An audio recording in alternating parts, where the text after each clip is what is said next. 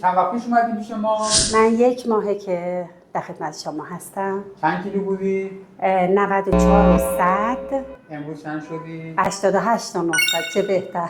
آره 5 کیلو بود 200 گرم بله. توی 4 هفته. درست؟ راضی هستی؟ خیلی عالیه آقای دکتر. من رژیم‌های خیلی زیادی رو داشتم، ولی تو این رژیم همه چی میخورم و لاغر میشم. توصیه میکنم این روش رو به همه. خب ما میگیم اسلیو بدون جراحی، این که معده کوچیک بله. میشه، در شما هم اتفاق افتاد؟ دقیقاً همینه. وقتی که من یک کوچولو از اون چیزی که همیشه میخوردم اگه بیشتر بخورم احساس میکنم که معدم خیلی نفخ کرده و احساس درد میکنم توی معدم.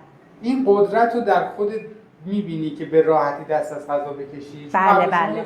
من قبل از این ولی الان دقیقاً میتونم این قدرت رو دارم که حتی مثلا 1-2 لقمه که هنوز سیرم نشدم دست از غذا بکشم.